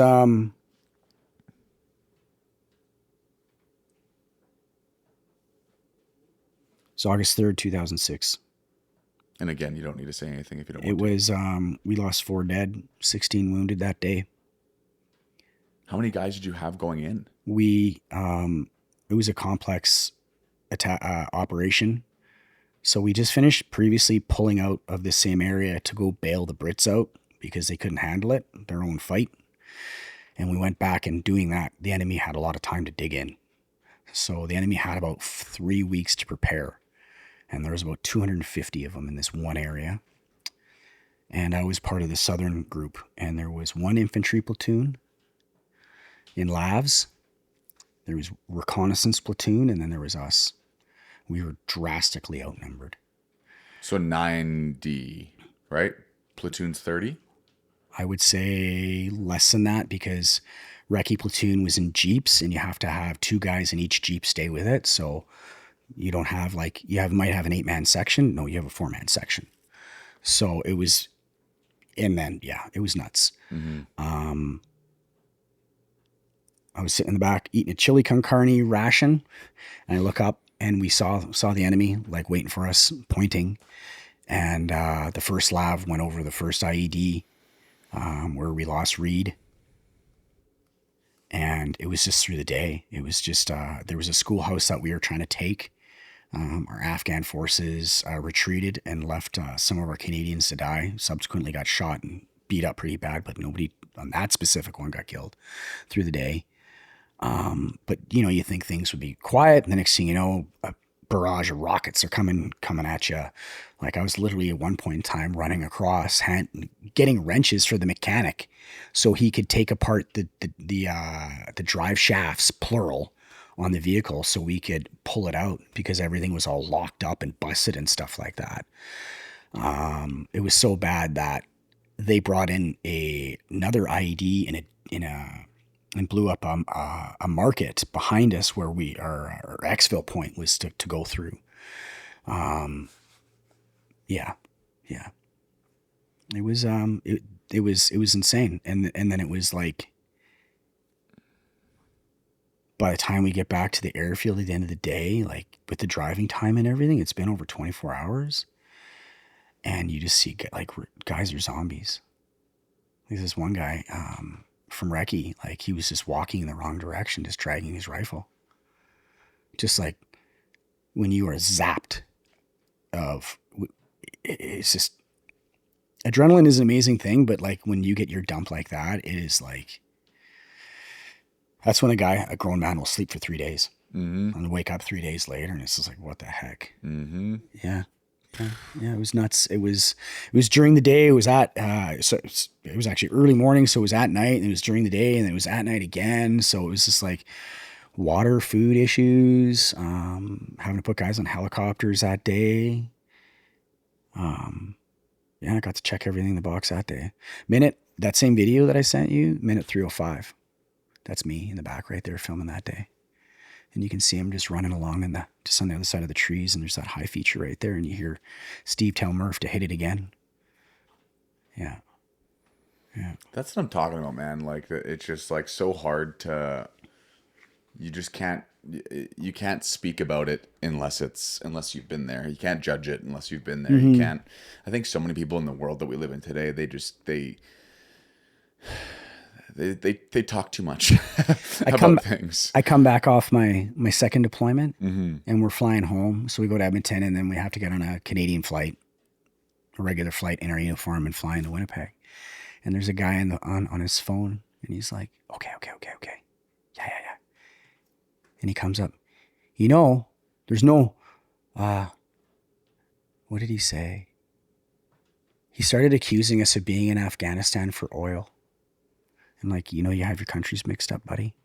So he's like somebody who's literally trying to provoke 4 Canadian soldiers, not knowing who they are, not knowing what they're doing, not knowing the gravity of what they've just been through. He could have even, like, he didn't know that we were coming off deployment, but that was the situation in his heart with the person on his phone for him to aggravate us and try to make us feel bad. That's what I'm talking about, man. Yeah. That's what I'm talking about. Yeah, I've been spat on in uniform and called a baby killer too. Like, that was in the 90s, but 97, 98. Yeah. Privileged people, and they have no idea what they're. Canada doesn't have a border with an angry neighbor. Yeah. We never have. Yeah. So Thankfully, Canadians don't know what it's like to be Nigeria. They don't know what it's like to be Poland. They don't know what it's like to be South Korea. They don't know what it's like to be Jordan, and any country in South America. Yeah. Venezuela. They don't know what it's like to be a country with somebody that they have a bad history with. So it allows people to have a interesting point of view on I'm not going to judge. Well, like we're talking about judgment and stuff like that. Like, heck, man, imagine being in my position and going in, like, I can't get into the level of depravity in which we saw and perversion, but you got to like check yourself out. Yeah. Like, I can't judge this. Like, No. like as much as like my moral code, I'm like, God says there's everything wrong with this situation. I'm not here to judge. So like that on everything else, it's like, it's a very complicated situation, and being a 30-year-old man with like the level of responsibility of the job profile, and jeez, man, that's insane. It wasn't what I did what caused the injury. It was just the nonstop volume of it. Yep. For such a great period of time is what it was. It was just burnout. So what year did you come back? Fully done? Good. Not good, but done. Well, I came home, I came back in 2010 off my last deployment, and it didn't slow down. Yeah. Like, I think the next 2 years, I was away 9 months out of the year, and I wasn't even deployed. I was just training, because again, of that job that I had, I was like one of only a few guys that could like call bombs in and jump from planes and do a few other things. So yeah, it was just like non-stop until I just put my hand up, and it felt like I quit the game, like walked off the field when there was like a couple more innings left, so to speak. Mm-hmm. But it was just to the point where just things were going on, and burnout was happening with me, my peers, and superiors that we thought were advocates for us and good buddies were chucking us under the bus for the tempo and the amount of volume that we had at the time. And that's what that's what got me to Winnipeg. Thankfully, I'm done. Like, I just can't do anymore. So crazy. Like, it's just like, and again, I was lucky enough to be able to do that. My buddy Travis, he ended up hanging himself in police custody in Lethbridge. Like, I've lost too many friends, and I'm just very thankful that like I just had the resolve to say I'm beyond max capacity. Mm-hmm. Yeah. Well, that's wisdom. And not even knowing Christ at the time too. Like it's, I like look back now, and he's guided me through so many things because he has an absolutely amazing plan and purpose for me. Yeah. Yeah. So. Well, that's where it gets hard, right? Because God has a plan and purpose for everyone. But I think that the only way you can describe some of that is, I think it's just some people, I don't know, again, I'm talking about something that probably I don't need to be talking about, because there's not really an answer that's right or wrong. It's all interpretation. But I always believe God's always sending, but whether you're receiving is up to you, and that's it. And so maybe you didn't know God, but there was maturity, something in there that I prayed every day when I was in Afghanistan in 2006, every day out of fear. Mm-hmm. Yeah, absolutely. Mm-hmm. I was sending, mm-hmm. Absolutely. Like, whether I was receiving, I have no idea, but I was, I remember my boss, Steve, was like, "What are you doing back there?" I'm like, "It's the same thing I do every time, sir. Sorry." He's like, "Nope, put one in for all of us." And that's just the way it was. Like, mm-hmm. Yeah, like I've heard people say, and it's true, there's like no such thing as an atheist in a foxhole. Mm-hmm. Yeah, everybody's going to pray to God. Yep. Yeah, when it's your time to die, like, you either be crying for mom or you're going to be crying for your maker. Like, that's just the way it is. So. I've heard that in multiple different things when it comes to, it's, I can't remember the exact actually phrase that someone said to me, but it was very good. I was like, that's exactly what it is. But it was exactly that, where it's like, everyone believes in God. It's just you haven't been to that spot yet Yep. where you the only person that you can rely on is if there's a God, Yep. and they cry out Yep. and they yell and they scream and there they are, right? Yep. So you came back, obviously dealing with who knows what at that point. Like you said, you diagnosed with PTSD, depressive disorder, all these different things that have come in there. And so you were back for 9 years before you found church. Yep. So for sake of not going 10 hours today, those 9 years are pretty crazy, probably, as far as just dealing with Lost, no sense of identity. Yep. Absolutely. I have an eating disorder that was like, as soon as I came back in 06, it snapped. It happened. I know the day, and now it's in the back seat, but it was like so far out of control. Like, just not eating, overeating, purging, making myself sick, not eating, going days without eating, making myself sick like 20 times a day. Like, it was to the point where I was like nearly 100 pounds. My teeth were black. I was like puking bile, like pooping black bile. Like, I should have died. That's like how far down the rabbit hole without Christ I was being drugged. And the enemy was exploiting like every single weakness that I had. So a big thing that we have to get through here is the fact that you went to war, multiple tours, multiple gunfights, multiple people dying, friends and enemies. You were in foster care, adoption system, given up to a certain degree in that way. You were the other things that you've mentioned to me off camera regarding other childhood traumas that happened that were insane. And then on top of all that, you come back from war, you miss majority of some of your kids being raised. You miss majority of certain things that can be hard to live with after that, even though you have a purpose that obviously was pretty strong to keep you going back. And now you're back. You're 9 years and dealing with that by yourself, with your family, with your lovely wife, probably, right? Yeah. And then somewhere in there, what was the deciding factor that said, I need something different. This is not working. That ultimately led you to church. Well, it was God. It was like he called, like I said, twice for us to find a church, but like being lost and not knowing, he put people in our path, through the resilience that we were exercising, through trying to exercise some of our rights and stuff like that. It's honestly, I give it all to him. Mm-hmm. I do, because there's no other explanation for it of a lost sense and no direction, hopelessness, just everything, being around us. And it's only explanation. Like, you can fast forward. Like, I think it was a year that we were going to church. I literally had God put his hand on my shoulders and he said, give it to me. And that was the day when my eating disorder just went in the back seat. And it was just like,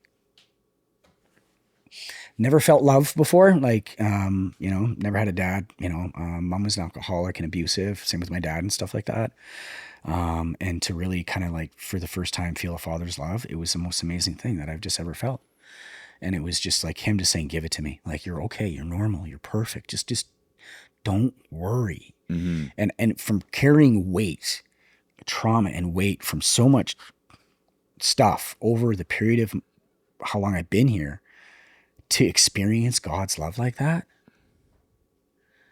And where did you experience it again? It was praise and worship in just church. Sitting in church. Yeah. Sitting in church one day on a Sunday, and it was just like, my hands up raised, just giving it to him and just loving Jesus, and like literally just right on the shoulders, just give it to me, son.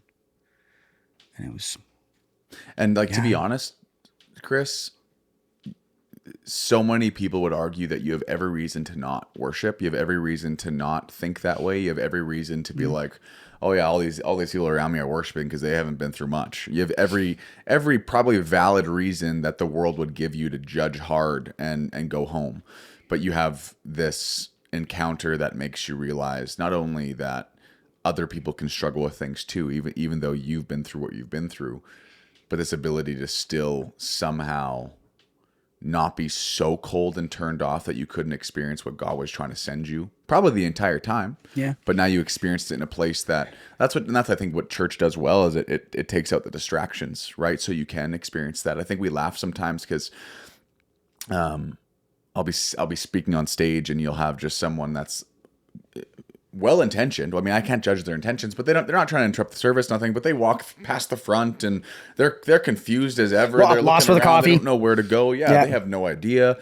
To me, I'm like, any person would realize there's thousands of people staring at you right now. Why do you not feel a little awkward? You know what I mean? And I'm trying to maintain attention onto the word while they're doing that. And you think all these different things and you're like, what in the world's going on? And I think sometimes people can call pastors or me judgmental in those sense. And I'm not judging the guy, but what I'm doing is making sure to my very core that someone like you who's willing, open, and ready to receive we do our best at church to not interrupt that process, because for you, it happened in worship. For some people, it happens in the middle of the message. For some people, it happens at the end, and they finally stand up and they realize what the heck they just were a part of, and then that hits them, right? Yeah. And it's up to us to make sure we limit distraction in that moment.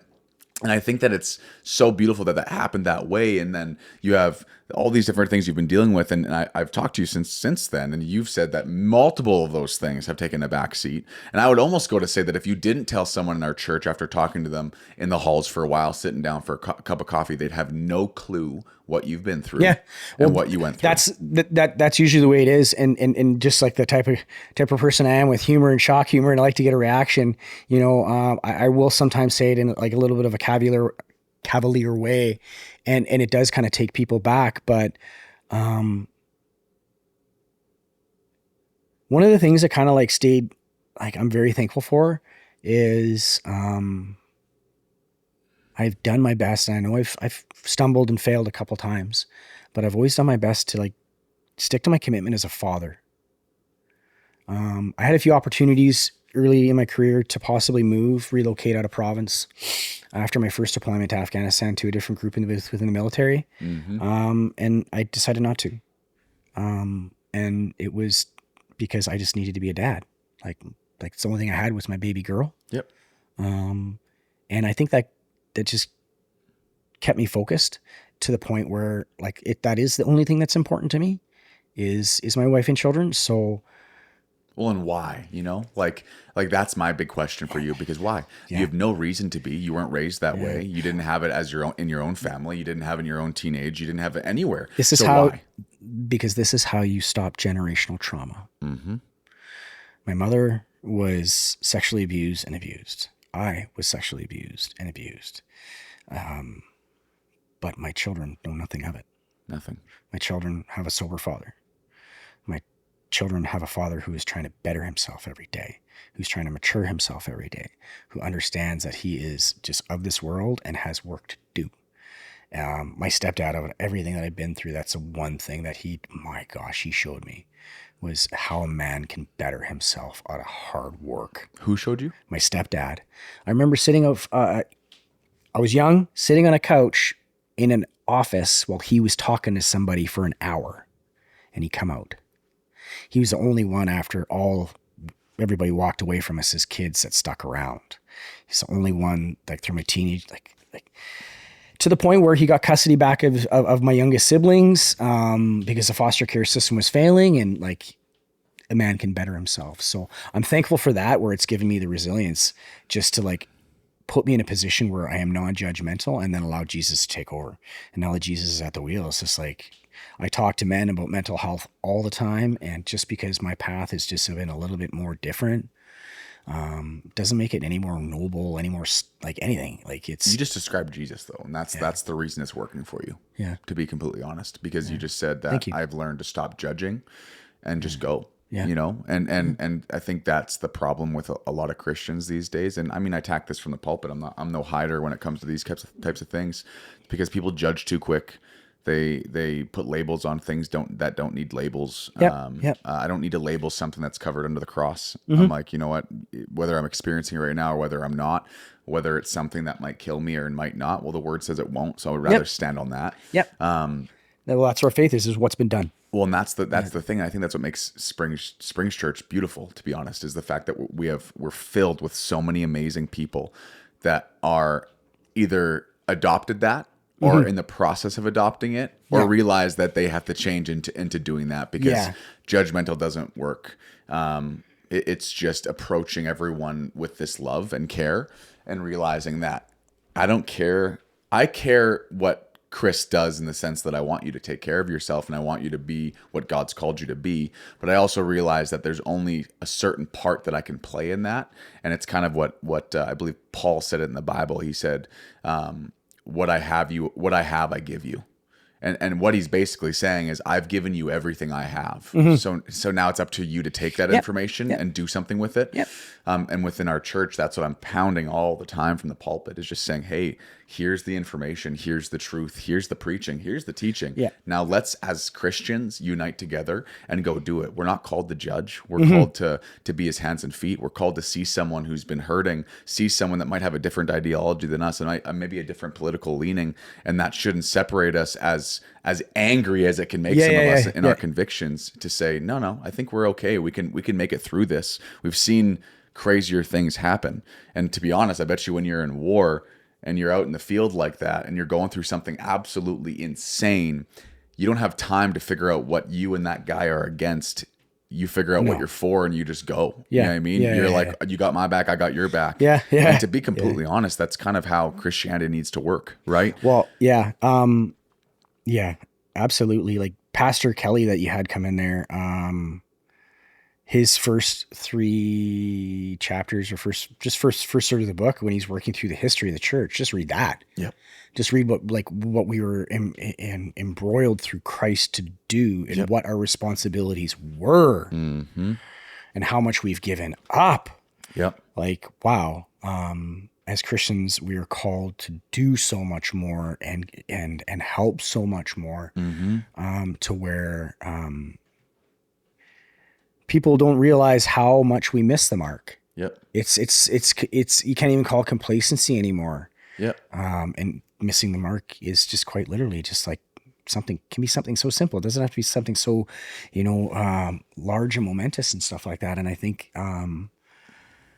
like the discussions that we've had about just communities need to be more involved. And that's where Springs is very different. Springs, I've traveled the world twice and seen a lot of things. And this is the only place that I've ever seen that really takes care of our most precious resource. And our most precious resource is our children. And we manage that so well. And the leadership that we have and the mentorship that we have at every level, it just sets a tone. And I think that's why it works. Totally, it does. It works here is because it's just all about the children. It's all about Christ, and it's all about just empowering these amazing fire-driven children. Well, it's because we believe in Jesus. Like, I think the reason you see this adoption of a weird theology in many Christian churches is because, to be completely honest, these podcasts are meant to be kind of more raw, anyways. To be completely honest, we have a lot of people that listen to a lot of pastors and a lot of people that don't read the Bible. That's what it comes back down to. Everyone's theology is based on whoever they respect most, who teaches them a lot of the time, and has nothing to do with what the word says. And we have a very, very large series of programs here for school and classes and stuff like that, and the university program, obviously, and like continued education with people in the Word. And that's where this is the only church that I've ever had, so it's the only thing I really know, and I'm so fortunate for it. But like in the amount of time that we've been here, my wife has been able to do biblical studies 1 and 2. We've both been able to do a series of life courses. I'm doing biblical studies 1 as well. And I say that is now when we go and we sit down and we do that reboot program for 12 weeks, that is faith-based, but it's not from our church. It's somebody else reading the Word. Well, now we have the discernment and the wisdom to actually look through that. Totally. And actually like sift through and find good, and not just turn our nose up and just walk away from course. it. We'll work together. We'll figure out a good course that's grounded in what we believe. But it's my point is just like having the environment that we have here that encourages people so much to pick up your Bible and so much to get into your devotionals and get into your Bible groups, get into your men's ministries, and just like grab so many ankles from church as you can. And that's all my friends are, Well, you don't need to be perfect, I think, too. People Gosh, feel like no. you got to be perfect. You think, No. oh, well, I don't know scripture. Look at our tailgate party that we just had here at the last men's in the rain, making meat. But it's like you literally have such a vast difference of socioeconomical and spiritual, and I say religious background, where nobody cares if you're stumbling on the word. Everybody is like helping everybody through conversations. Everybody's ministering over everybody. Everybody's pushing everybody up. And that's what we're meant to be as men. We're not meant to like being a man is hard enough. Like you're always competition. You're always tearing each other down. You're always taught, you will be first and you will do this. Like I look at the military environment that I was in, like you come here, man, it is night and day. Yep. We do not tear men down in springs. We push men up. And that's, it's amazing. Well, that's the point. And that's how you build a strong church. And that's what Jesus has always meant for it to be. And I think that we get to a spot where we can't forget about the non-negotiables. Like my message on Sunday, man, like it's just like the church needs to get back on the non-negotiables. There's like honestly a handful of things. That's it. There's not many. But it's the premise of the entire words, the premise of the entire. That's the footings of Christianity right there. Like you got your foundations, you got your footings right below that. Like too much people have been focusing on too many things that are like not of where, like you said, it's allowed churches, denominations, get away from what does and what did Jesus want? And what did he do? And what did I said this in the last message, what did the apostles and what did Jesus prioritize when they walked the earth? Oh, yeah. Why are we not prioritizing this as Christians? Instead, we'd rather argue about the rapture. We'd rather argue about whether the world is new or old. We'd rather argue about the fact that dinosaurs are either 50 million or 50,000 years old or 10,000 years old, and just gets exhausting. Not to toot your horn, but so leadership is leading by example. Okay. So, you always carry yourself in a way, not you, but I'll get to that. One carries themselves in a way where you're always being watched because that's the way a leader does. And what you're saying right now is exactly the way that you handled the election. Like you said to the men, when we had the men's breakfast that one day beforehand, you're like, if I come up here and start making opinions or saying a tone that is something more like an American pastor that is a little bit more embroiled to get on the political stance. What are you doing? You're literally driving a wedge through your darn church. You're driving a wedge through your community. Because what the heck does politics have to do with Christ? It has nothing to do with it. It doesn't. It is like that is of this world. What we need to worry about is ministries and actually taking care of the people right there. And politics absolutely is we need to care about where this country is going, and we need to be in tune with it. We need to vote. We need to be. Of course we do. Yeah, we need to be, getting active into positions. So more Christians are helping guide this nation. But at the same point in time, we don't damn our neighbors. We don't damn the people around us, or we don't use politics to like infuse in through Christ, because there's like. That's the most un-Christ-like thing. Well, and quite frankly, the enemy wants us to focus on everything non-negotiable or everything negotiable. Absolutely, he does. Because if he does, then you divide like crazy. Right? But if then you stop focusing on Jesus, you stop focusing on the Trinity, you stop focusing on the gospel, you stop focusing on the resurrection, you stop focusing on the words of Jesus that were actually like. I'm about to talk about this on Sunday, but we got to wrap this up right away here. But if Jesus only spoke the words and he'd be still dead, there'd be no point in any of what we do. Everything that we believe, every single last thing is completely dependent on Jesus doing what he said he was going to do. And otherwise, he's just a good man who died like every other religion. He would just be like a philosopher that put words onto paper and spoke it in an open forum, about around a bunch of guys and some, bed sheets, and then like done. There's lots of good men. There's lots of good women. And they're a lot in different religions and different beliefs and different theologies, and they're amazing people, but none of them can carry the weight of your sin. You look through, like, the military has this thing called the principles of leadership, and it changes over the years, and, it's like 10 or 14 bullet points and all this other stuff. And it's literally modeled after Christ. Like, you want to be the best leader? Just model yourself after Jesus. Absolutely, because, like, that is the way that we're supposed to be. You're supposed to lead by example. You never pass a fault. You can be faulty, but you never pass a fault. Of course. You stop, you correct things, you correct yourself, you mature, you show grace, all these things. You know, there's this one principle of leadership. It's know your men and promote their welfare. Mm-hmm. Just know the people around you and just make things better. Yeah. Yeah. So Christ he's absolutely like the Even though OG. that is something pretty simple. Yeah. It's not very hard. It's hard not. to get away from It doesn't need to be. and distraction and noise. Those are the negotiables that you're talking right there. The non-negotiables, just like it's pretty darn simple to focus on right there and actually root yourself in that. I saw a video recently, 2 things, and then I have one question. Then we got to end. First thing, I saw a video on Instagram that I showed my wife, and she's like, "Why didn't you tell me what I was about to watch?" Because she almost started crying. But it was on the point of generational curses or generational trauma because of decisions and never breaking that trend, right? And it was just this. This dandelion. It was an animation. You might have seen it. Who knows? There's a lot of things that get pushed to everyone. This dandelion was sitting in this, and it was an animation of he was looking at these other dandelions die because of the sun. And it's obviously, or just no water, no nourishment, right? And he's seeing one wither, one closer to him wither, one closer to him wither, one closer to him wither, and then he's like trying to figure out what to do because he doesn't want to wither. And there's like quite a large concrete pad between him and between the next luscious green grass, it seems there. And so you see this dandelion start to grab its roots, and it's trying to pull itself up, and it finally gets itself out, and then it starts running onto the concrete, and it jumps on this is like a 2-minute video. It jumps on the concrete, and it realizes the concrete's really hot, so it starts to burn itself. And he's trying to make high steps and fast steps, and he's running, and this video shows him running, and you can tell he's starting to wither because he's without nourishment now, without nourishment, and he gets within like 2 feet.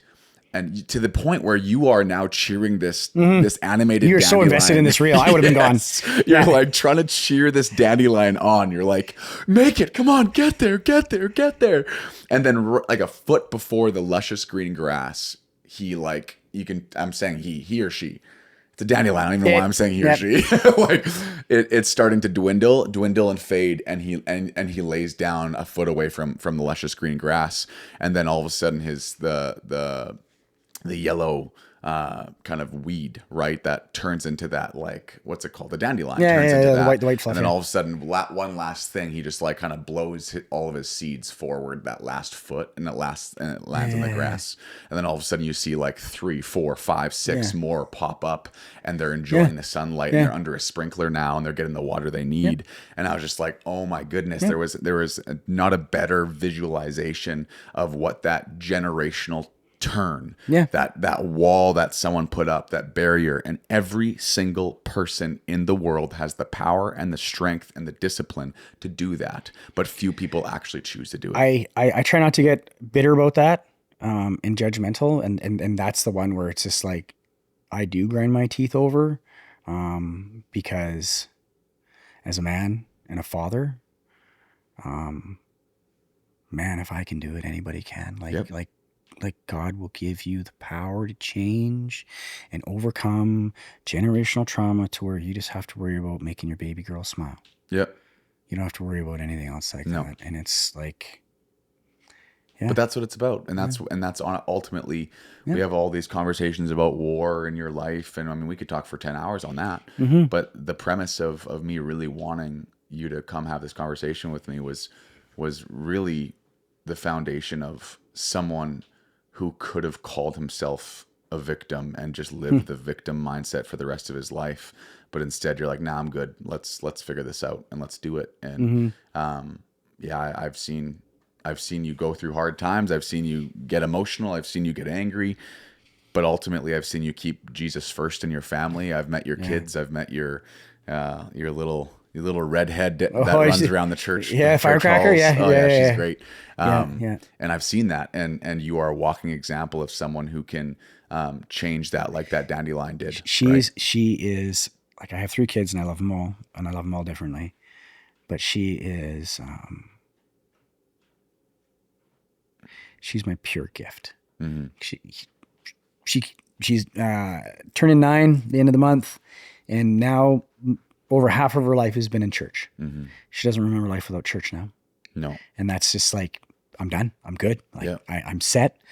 I'm not done my job, but it's like, I'm going to have grandkids next that are going to be rooted in Christ. Yep. Like we're You done. will. Like generation, like that stuff is stopped right here. You've officially changed every, the course of my family for generations will be rooted in Christ. And it's such a beautiful thing. Like, and that's yeah. probably, I would almost say, one of the most beautiful things you could ever purpose. You talk about purpose, Yeah. you're right in the middle of it right now. And Yeah. it's far greater purpose than war and fighting Oh, and gosh, all yeah. of that. It's taking care of your own family. And that's what we talk about politics all the time in the sense of like politics matter. Absolutely. Christians should be involved 100%. But Christians should also just do their best to raise their family, do their best to be godly men and women. And if they chose to do that and allowed a lot of their actions and what they said, be directed by what the word actually says and what Jesus and the apostles prioritized, it almost wouldn't matter what political agenda was out there, because you'd have a group of people, 100 million strong, of people that go, this is how we're living no matter what. Well, absolutely. Like if Jesus, was the leader of the church, and you look at Paul too, like what a stud, we can be a leader of our home. Yep. Like absolutely, Yep. you can be a leader of your home. Yeah. And then you can link arms with the other men within your church and your community. 100%. We have to end it there. Perfect. But thank you. I appreciate your honesty, your transparency, and thanks, man. we'll definitely do this again one of these days. It's hard to pinpoint, and usually we do an hour, 2 hours. We did 2 hours now, but thank you. I appreciate you being on. I appreciate being able to share and just tell the truth, and people like not being like they're dancing around landmines when they want to ask me about my experiences, because honestly, like the testimonies are supposed to be told. Your dad said it himself, like, it's great to have multi-generational families in the church, but you got to have your families that are saved. And it's not just like, oh, gloom and doom. Like, no, this is the power to change. Absolutely. Because every family is going to have that one person that could fall off or fall to addiction or something else. And it's just like, oh, hey, I've heard this testimony before. I've seen the power that Christ can work right there. So it has to be shared. Well, I love you, man. Love you too, brother. And I guess I'll talk to the rest of you listening right now. I hope you enjoyed that conversation. Send it to everyone that you think needs to, everyone who feels like they're not good enough. They've had a crazy upbringing. Maybe it's letting them define themselves, or someone who just wants a great listen with a great conversation. But share, like, subscribe, comment, do everything to push this out, because this is the truth. This is the gospel. This is what we teach. And we'll be with you guys next episode when it comes out. But until then, have an awesome week, and we'll see you soon.